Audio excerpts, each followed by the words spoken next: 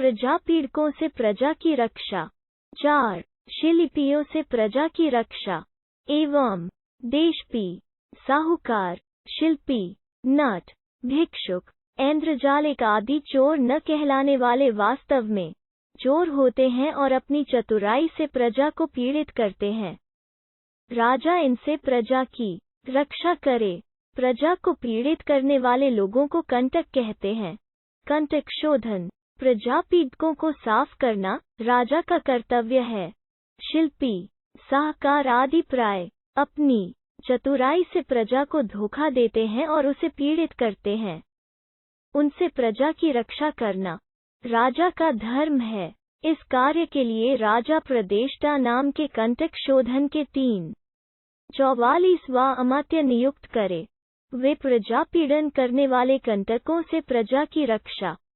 जो कारीगर, कारु व शिल्पी प्रतिज्ञानुसार समय पर वस्तु बनाकर न दे, उसे 1/4 सदी कम करके दी जाए और उसे दुगुना दंड हो।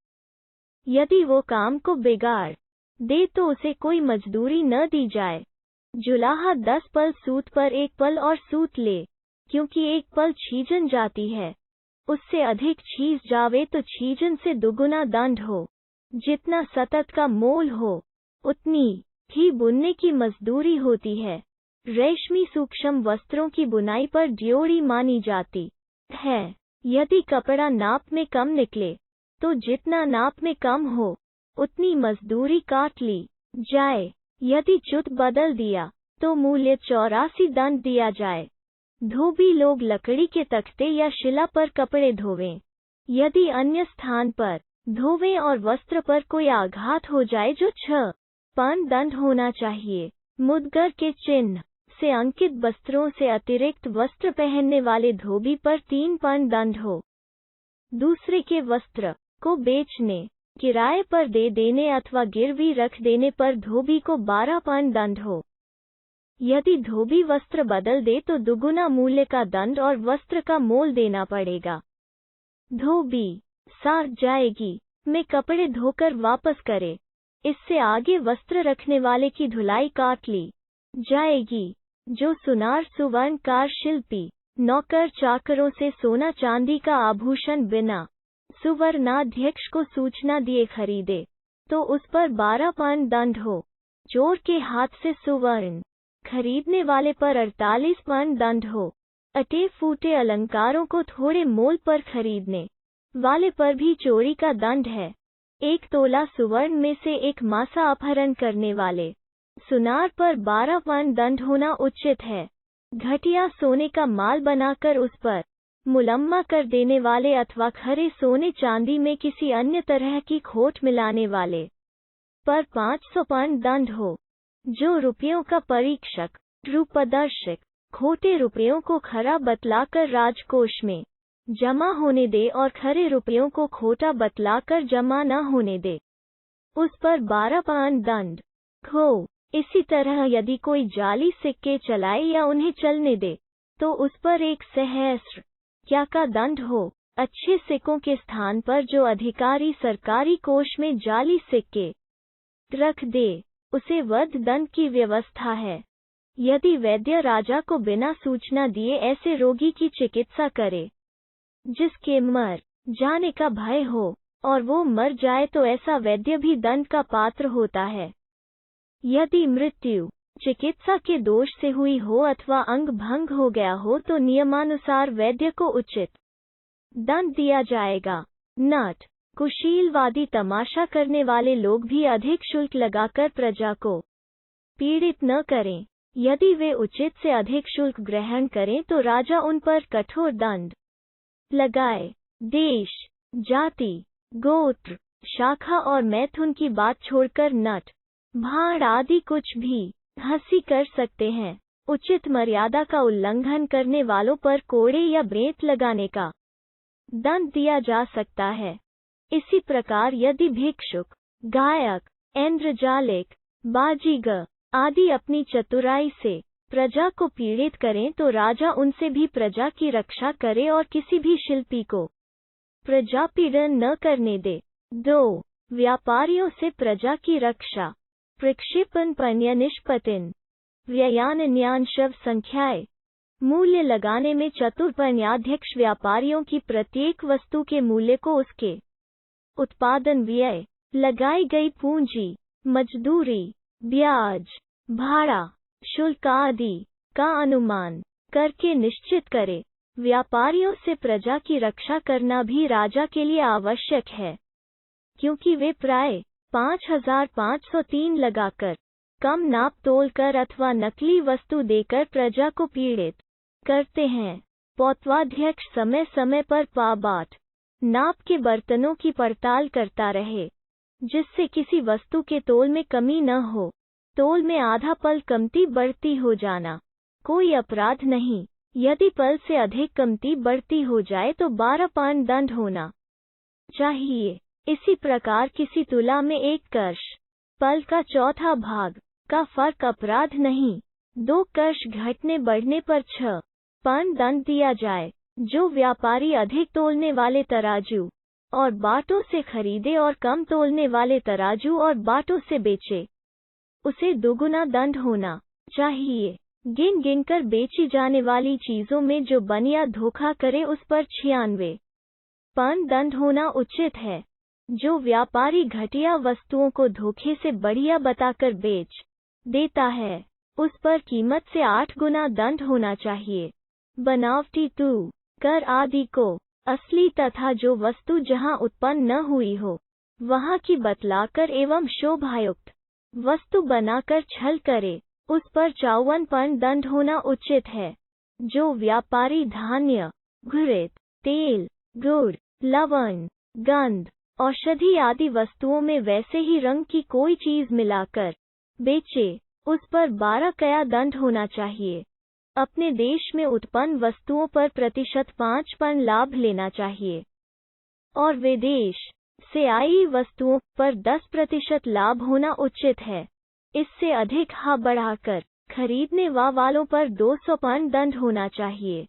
पण्याध्यक्ष प्रत्येक वस्तु के उत्पादन व्यय, लगाई गई पूंजी, मजदूरी, ब्याज, भाड़ा, शुल्क आदि का अनुमान करके उसकी उचित कीमत नियत करे। जो व्यापारी मिलकर किसी माल के बिकने को रोक दें और समय पर भाव से अधिक दाम लेकर बेचें, उन पर 100 पाउंड दंड होना उचित है। व्यापारी को जो प्रतिदिन लाभ हो उसका हिसाब बही खाते में लिखना चाहिए। पण्याध्यक्ष किसी समय बही खाते की पड़ताल कर सकता है।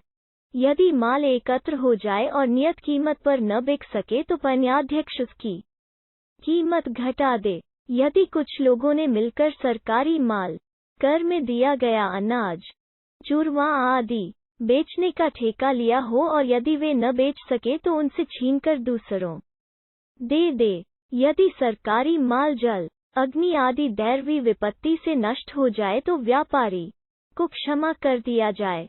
पण्याध्यक्ष प्रत्येक सरकारी माल को उसकी मंडी में ही बिकवाने का प्रबंध करे। यदि सरकारी माल बिकने में देर होती हो तो अन्य व्यापारियों का माल बिकना तब तक बंद कर दिया जाए जब तक सरकारी माल न बिक जाए। वस्तुओं के विक्रय की सदा ऐसी व्यवस्था करे कि प्रजा को किसी प्रकार की पीड़ा न हो। कब इस प्रकार राजा, पण्याध्यक्ष, पौत्वाध्यक्ष आदि द्वारा व्यापारियों से प्रजा की रक्षा। 3. दैवी आपत्तियों से प्रजा की रक्षा।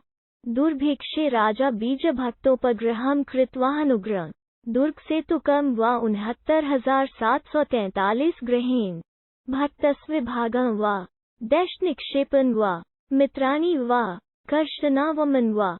दुर्भिक्ष होने पर राजा प्रजा को बीज और खाद्य सामग्री देकर उनका उपकार करे। इस समय राजा दुर्ग या कोई सेतु बनवाना आरंभ कर दे, जो प्रजा को भोजन देने की दृष्टि से किया जाए।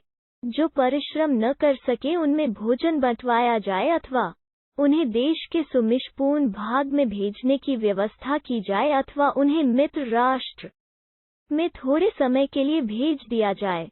दुर्भिक्ष निवारण के लिए राजा धनियों से कर द्वारा धन खींचे अथवा उनसे संचित अन्न आदि का वमन कराए। दैवी आपत्तियां 8 प्रकार की हैं। ये अग्नि, जल, व्याधि, दुर्भिक्ष, चूहे, हिंसक जंतु, सर्प तथा राक्षसों द्वारा उत्पन्न होती हैं। इन सब दैवी विपत्तियों से प्रजा की रक्षा करना राजा का परम कर्तव्य है। अग्नि की विपत्ति से रक्षा करने के लिए गांव के रहने वाले लोग गर्मी के दिनों में अपनी झोपड़ी से बाहर भोजन बनाएं, और वह भी उन्हीं स्थानों में जहां राज्याधिकारी उसकी व्यवस्था करें।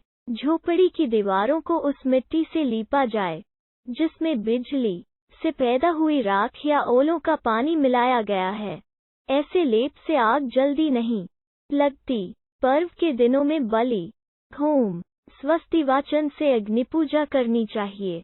जल की विपत्ति से रक्षा करने के लिए गांव के रहने वाले लोग वर्षा ऋतु में नदी तट से दूर शयन करें। काष्ठ, बांस के बेड़े और नावों का सदा संग्रह रखें। डूबते हुए पुरुष को तूंबा, मशक आदि की सहायता से बचाने का यत्न करना चाहिए। वर्षा के समय में नदी की पूजा करनी चाहिए। अतिवृष्टि की शांति के लिए तांत्रिक उपायों तथा अथर्ववेद के मंत्रों का प्रयोग करना चाहिए। वर्षा शांत होने पर इंद्र, गंगा, पर्वत तथा समुद्र की पूजा करवानी चाहिए। व्याधि के भय की शांति के लिए चिकित्सक लोग औषध तथा सिद्ध तापस लोग शांति प्रायश्चित्तों का प्रयोग करें। संक्रामक रोगों की भी इसी प्रकार शांति की जाए। इसी निमित्त तीर्थ स्नान, समुद्र पूजन, गौओं का शमशान में दोहन, कबंध, धड़ का जलाना एवं देव पूजा के लिए रात्रि जागरण आदि कराए जाएं। यदि पशुओं में व्याधि अथवा महामारी फैल जाए तो स्थान स्थान पर दीपक दान तथा देव पूजन कराया जाए। दुर्भिक्ष की विपत्ति से रक्षा करने के लिए राजा प्रजा में बीज और खाद्य सामग्री बांटे, अथवा उस समय दुर्ग, सेतु व अन्य कोई सार्वजनिक हित का कार्य, मकान, सड़क आदि आरंभ करा दिया जाए, जिससे प्रजा को रोजी या भोजन प्राप्त हो। जो परिश्रम न कर सकें उनमें भोजन बंटवाया जाए, अथवा उन्हें देश के सुभिक्षपूर्ण भाग में भेजने की व्यवस्था की जाए, अथवा उन्हें मित्र राष्ट्रों में थोड़े समय के लिए भेज दिया जाए। दुर्भिक्ष निवारण के लिए राजा धनियों से कर द्वारा धन खींचे, अथवा वो प्रजा सहित नदी, तालाब, झील या समुद्र के किनारों पर चला जाए, जहां वो प्रजा द्वारा अन्न की उत्पत्ति कराए तथा मृग, पशु, पक्षी, हिंसक जंतु और मछलियों के शिकार से कुछ समय तक जीवन निर्वाह कराए। मूषकों के भय उत्पन्न होने पर बिलाव, नेवले आदि भक्षक जीवों की राजा व्यवस्था कर को पकड़ने तथा विष द्वारा मारने का प्रबंध किया। पीबते हैं जहां धान्य की करते हैं, वहीं वे प्रजा में तीव्र रोग संक्रमण करने के हेतु भी हिंसक व्याप आदि के भय के निवारण के लिए विषयुक्त पशु शवों को जंगल में डाल दिया जाए, जिन्हें खाकर हिंसक जीव स्वयं नष्ट हो जाएं, अथवा शिकारी लोग कुत्तों सहित उन हिंसक जीवों का शिकार करें और उन्हें मार डालें। प्रजा का जो व्यक्ति व्यापराधी को मारे उसे उचित पुरस्कार दिया जाए। इस भय के प्रतिकार के लिए पर्व पर पर्वत पूजा भी होनी चाहिए। जब सर्पों का भय अधिक हो तो मंत्र, विष और औषधियों से वैद्य उनका प्रतिकार करें। जहां कहीं सर्प को लोग देखें, लपटकर उसे मार दें। अथर्ववेद को जानने वाला उसका मंत्र प्रयोग से उपचार करे। पर्व पर नाग पूजा की जाए। इसी तरह अन्य जलचर प्राणियों के भय के उपायों का अवलंबन करना चाहिए। राक्षसों का भय उत्पन्न होने पर राक्षसों के नाशक अथर्ववेद के मंत्र या तांत्रिक मंत्रों के अनुसार कर्म किए जाएं। पर्वकाल में वेदी पर छत्र, भोजन सामग्री, काका, बकरा आदि की भेंट उपस्थित करके चैत्य अथवा देवालयों में पूजा करनी चाहिए। उपर्युक्त सभी भयों में मैं तुम्हें चर अर्पण करता हूँ, ऐसा मंत्र बोलकर देवता की आराधना करनी चाहिए। राजा भय से ग्रस्त प्रजा की रक्षा करने के लिए माया योग, तंत्र विद्या तथा अथर्ववेद के ज्ञाता सिद्ध तापसों को आदर पूर्वक अपने देश में बसने के लिए प्रेरित करे। 4. अपराधियों, चोरों, घातकों आदि की पहचान। सगोपस्थानिको बाट प्रदेश था कुर्याना गृक्षांत दुर्गे निर्दिष्ट हेतु भी प्रदेष्ठा नामक राज्याधिकारी गोप तथा स्थानिक अधिकारियों को साथ लेकर बाहर के चोरों की खोज करे। नगर या दुर्गों में नागरिक नामक अध्यक्ष चोरों का पता लगाए। निम्नलिखित लक्षणों से चोर, घातक, लुटेरे अथवा अन्य अपराध करने वाले या अपराध की इच्छा वाले का संदेह किया जा सकता है। जिसकी है का आप संपत्ति तथा कुटुंब क्षीण हो गया हो, जिसकी आमदनी थोड़ी रह गई हो, जो अपने देश, जाति, गोत्र, नाम और काम बताने में बहाने बनाए, जो अपनी वृत्ति को किसी पर प्रकट न करना चाहे, जो मांस, सुरा, भक्ष्य भोजन, गंध, माला, वस्त्र और पाभना को पसंद करने वाला हो, जिसका बहुत व्यय हो, और जो व्यभिचारी, जुआरी और शराबियों की संगति में रहता हो, जो सर्वथा घर से बाहर विदेश में घूमता हो, जिसके स्थान गमन और बेचने की चीजों का कुछ पता न लगता हो, जो एकांत वन बगीचों में असमय घूमता मिले, छिपे हुए स्थान या धनियों के घरों के समीप जो अनेक पुरुषों के साथ बार बार गुपचुप बातचीत करता देखा गया हो, जो ताज़ा घावों का छिपकर इलाज करता हो और जो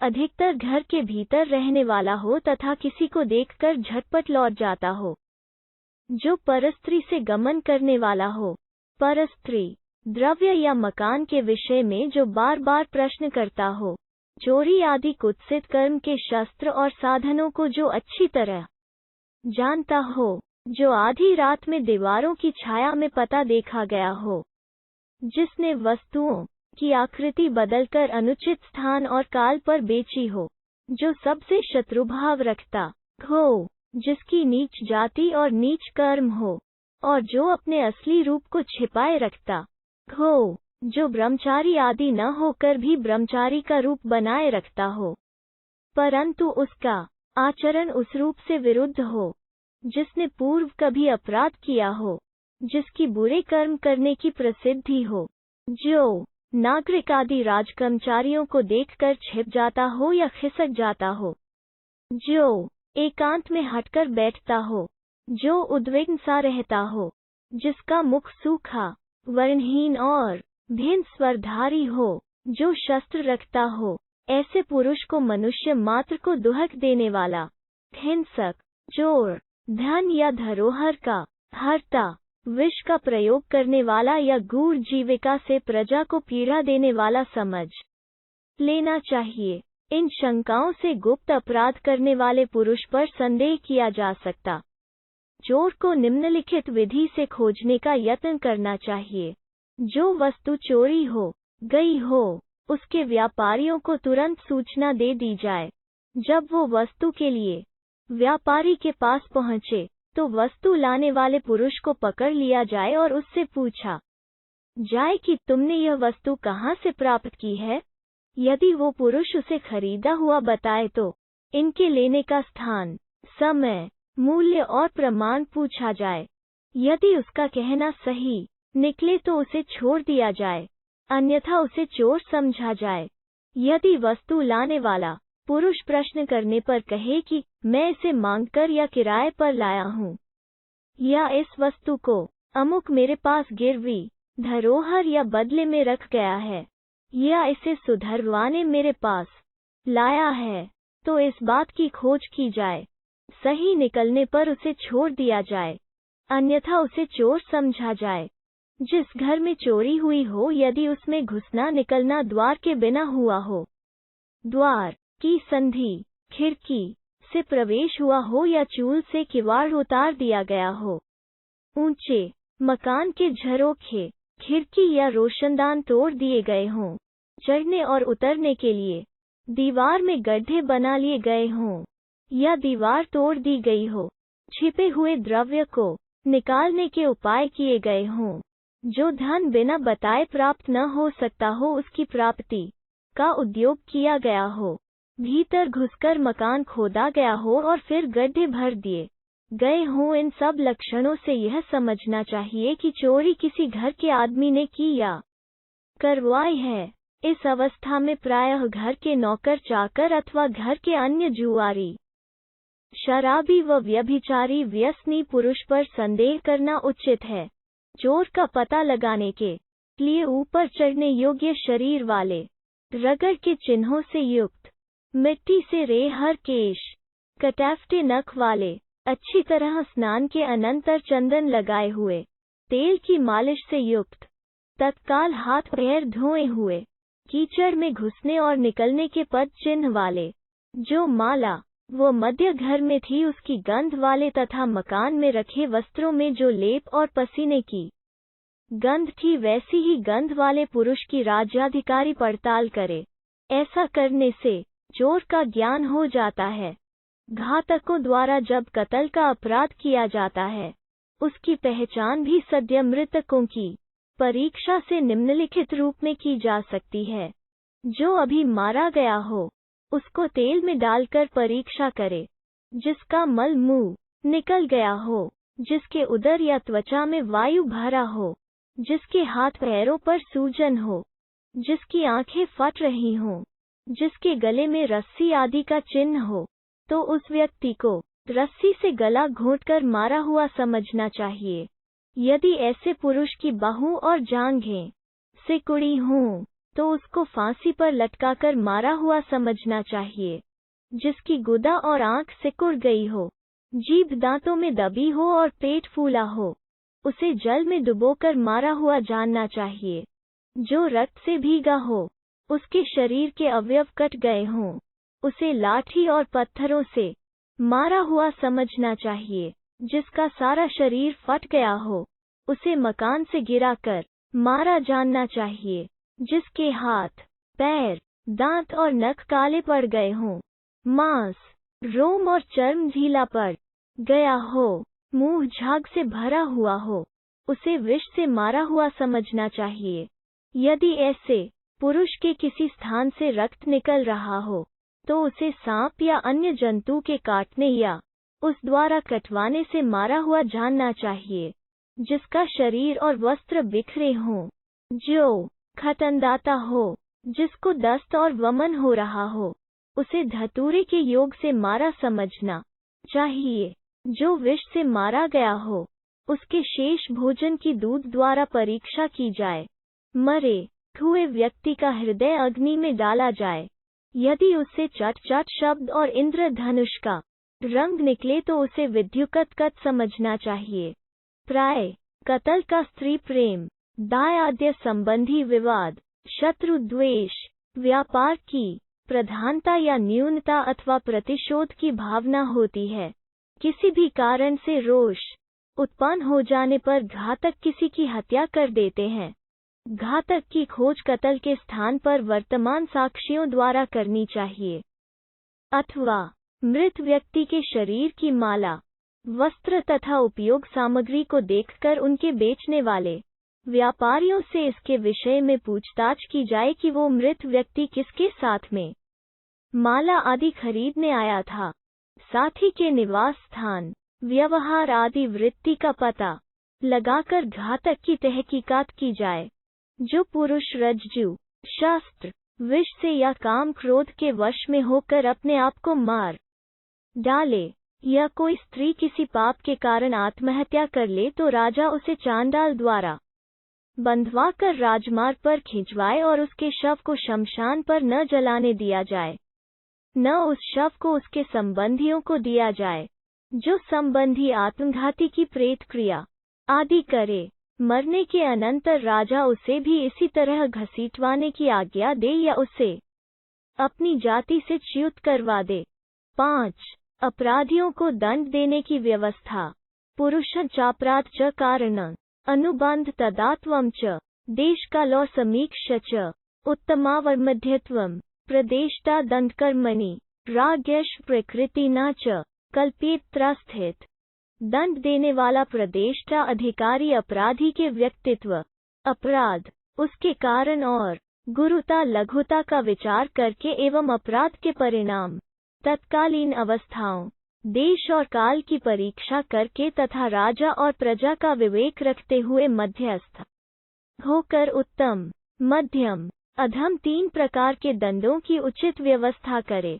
जिसका अपराध प्रमाणित हो जाए उसी को दंड देना चाहिए। अभियोक्ता के सम्मुख अपराधी के देश, जाति, गोत्र, नाम, कर्म, संपत्ति, सहायता और निवास के विषय में पढ़ा जाए। साक्षियों द्वारा उसके अपराध को सिद्ध किया जाए। अपराधी से पहले दिन के कार्य, रात्रि निवास और गिरफ्तारी तक के सारे वृत्तांत को मालूम किया जाए। यदि उसके छुटकारे के प्रमाण मिल जाएं, तो उसे छोड़ दिया जाए। यदि अपराध सिद्ध हो जाए तो उसे उचित दंड दिया जाए। यदि कोई मनुष्य साधु पुरुष को चोर बनाए या चोर को छुपाए, उस पर भी चोर के समान दंड होना चाहिए। यदि चोर ने वैर या द्वेष से किसी अन्य को पकड़वा दिया हो तो उसकी सफाई हो जाने पर उसे शुद्ध समझकर छोड़ दिया जाए। जब कभी डर से कोई अपने को चोर बता दे तो उसे भी छोड़ देना चाहिए, क्योंकि कभी कभी निर्दोष भी अचानक चोरों के मार्ग में पड़कर जाहिन लिया जाता है। किसी निरपराध व्यक्ति को दंड देने से प्रतिष्ठा को सदा भय करना चाहिए। 1 महीने से कम की प्रसूता और गर्भिणी स्त्री को जेल का दंड नहीं देना चाहिए। स्त्री को जहां तक हो आधी सजा देनी चाहिए या झिड़क कर छोड़ देना चाहिए। थोड़ा अपराध करने वाले बालक, वृद्ध, रोगी, नासमझ, पागल, भूखे, प्यासे, थके हुए, अधिक भोजन किए हुए, अजीर्ण के रोगी और दुर्बल अपराधी से जेल में काम नहीं करवाना चाहिए। जिन अपराधियों ने भारी अपराध किए हों, उन्हें निम्नलिखित प्रकार के शारीरिक दंड दिए जा सकते हैं। अपराधी को 2 से 32 तक बेत मारे जाएं। हाथ पैर बांधकर औंधे लटकाया जाए। 2 रस्सियों से अलग खींचकर टांगों को बांध दिया जाए। दोनों हाथ बांधकर लटका दिया जाए। बाएं हाथ को पीछे ले जाकर बाएं पैर से, दाएं हाथ को दाएं पैर से बांध दिया जाए। हाथ के नाखूनों में इस चुभोई जाएं। खिचड़ी और लस्सी पिलाकर अंगुली के जोड़ों को जलाया जाए। घी पिलाकर सारा दिन धूप में खड़ा कर दिया जाए। जाड़े की रात में भीगी खाट पर सुलाया जाए इत्यादि। इस प्रकार के अन्य दंड खरपट नाम के रचयिता द्वारा रचित चौर्य शास्त्र से जाने जा सकते हैं। ब्राह्मण को किसी भी अपराध में की दंड या शारीरिक दंड न दिया जाए। भिन्न भिन्न अपराधों के लिए उनके मस्तक में लोहे से दाग कर चिन्ह कर दिया जाए, जिससे उसकी आमदनी और प्रतिष्ठा का पतन हो जाए।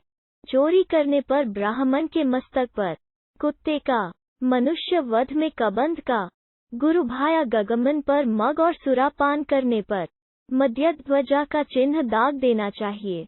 राजा अपराध करने वाले ब्राह्मण के मस्तक पर इस प्रकार का चिन्ह करके और जनता में घोषणा करा के ब्राह्मण को देश से निकाल दे या खानोवाय पर्वत में रहने की आज्ञा दे दे।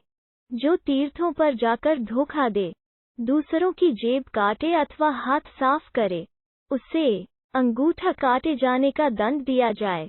फिर वही अपराध करने पर उसके हाथ को भी काट दिया जाए। कारीगर, शिल्पी, नट और तपस्वी पुरुषों की छोटी मोटी वस्तु के चुराने पर 100 पन दंड हो। खेती के साधन हल आदि के चुराने पर 200 पन दंड होना चाहिए।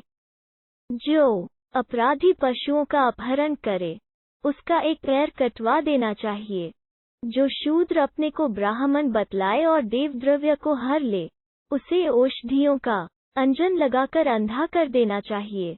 जो अभक्ष्य पशुओं के मांस को बेचे, उसका बायां हाथ और दोनों पैर काट देने चाहिए।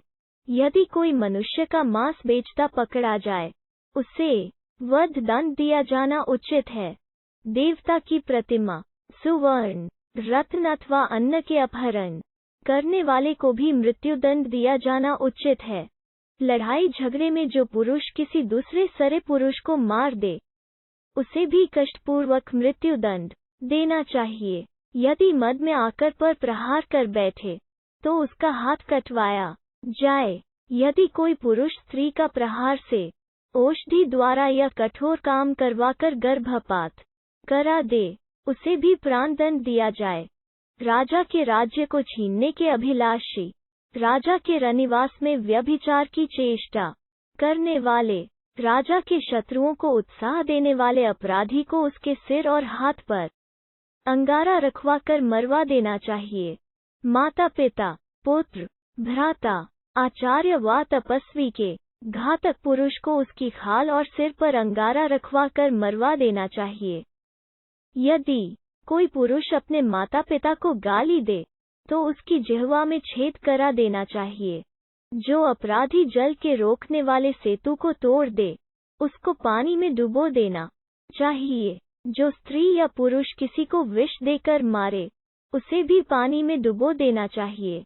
यदि स्त्री गर्भवती हो तो बच्चा उत्पन्न हो जाने पर 1 महीने के बाद उसे यह दंड देना चाहिए। जो स्त्री अपने पति, गुरु वा को मार दे अथवा घर को आग लगा दे उसे साड़ों से रंधवा कर मरवा देना चाहिए। जो अपराधी चरागाह, खेत, खलिहान, घर, वन की वस्तु अथवा हाथियों के वन में आग लगा दे उसे आग में ही जला दिया जाए। जो शस्त्रागार से शस्त्र या कवच चुराए उसे बाणों से मार डालना चाहिए। जो पुरुष रजोहीन कन्या पर हमला करे उसके हाथ कटवा दिए जाएं। यदि वह कन्या मर जाए तो उसको भी फांसी दी जाए। जो रजस्वला कन्या पर प्रहार करे तो उसकी बीच की अंगुली काट दी जाए। जो सगाई की हुई कन्या को दूषित करे उसके हाथ कटवा दिए जाएं। वरन के अनंतर कन्या के 7 ऋतु हो गए हों और किसी कारण से उसका पिता विवाह न करे तो पति उसे छीनकर ले जा सकता है। क्योंकि जो पिता अपनी कन्या का ऋतुघात करता है वो कन्या पर अपना स्वत्व खो देता है।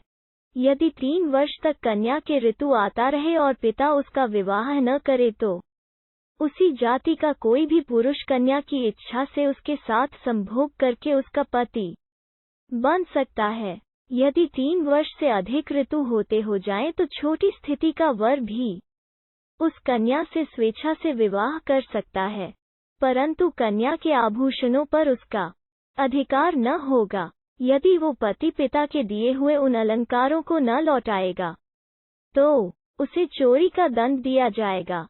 यदि कन्या और दिखाई गई हो और विवाह दूसरी से कर दिया जाए तो विवाह कराने वाले पिता पर 100 पर्ण दंड होगा। जो क्षत्रियोनी कन्या को अक्षत्रियोनी बतलाकर विवाह करा दे उस पर 200 पर्ण दंड होगा। जिस स्त्री का पति विदेश गया हुआ हो और देर तक न आए, पति का कोई बांधव उस पर चादर डाल सकता है। उसी बांधव के संरक्षण में स्त्री पति के आने की प्रतीक्षा करे। वापस आने पर यदि पति कोई आपत्ति नहीं करता तो उन दोनों को क्षमा कर दिया जाता है। यदि पति क्षमा न करे तो स्त्री के नाक कान काट दिए जाएं और उस जार को मार दिया जाए। चोर के हाथ से छुड़ाई कर नदी के प्रवाह में डूबने से बचाई गई। दुर्भिक्ष अथवा देश विप्लव के समय वन में छोड़ी हुई अथवा मरी समझकर फेंकी हुई स्त्री की जो पुरुष रक्षा करता है वो उसकी अनुमति द्वारा उससे संभोग कर सकता है।